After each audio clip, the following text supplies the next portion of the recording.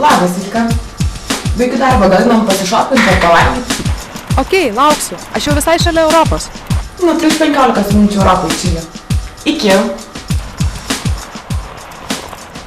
Klausau? Labas, Laura. Su Violeta susitarėm Europai Čilė. Aš išvažiuoju iš Pašilaičių. Iš Pašilaičių? Ir nori Akropolį, ne? Nu, gal ir bus greičiau, gerai, tuoj persuksiu. Iki. Vilka, Laura nespėja, davai Akropolyje. Ne, nu tai Jurga, o tai kurioje vietoje tada Akropolyje? Nepaklausiu, palauk, tuoj persuksiu. Labas. Labas, Jurga. Čia Renata. Ką veiki? Susitinkam su panom pavalgyti ir pasišopinti. Ne, nu davai pas mane susitinkam geriau. Nuotraukas iš Turkijos parodysiu.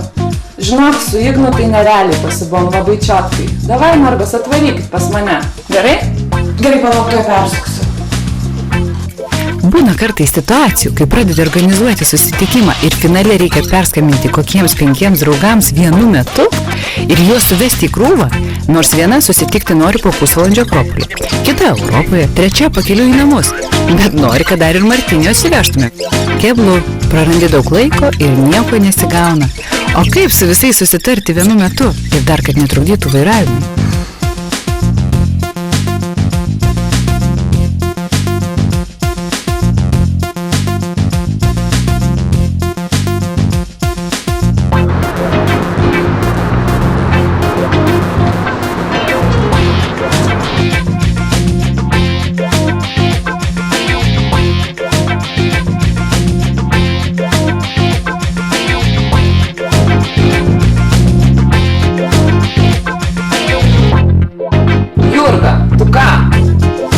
Panų grupsą mano Igną įtraukiai.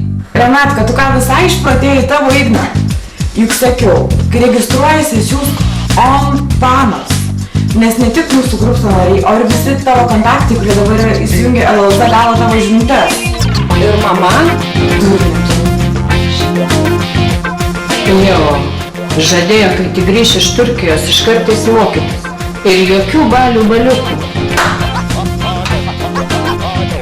www.llz.lt Laisvo laiko zona, dar daugiau draugų.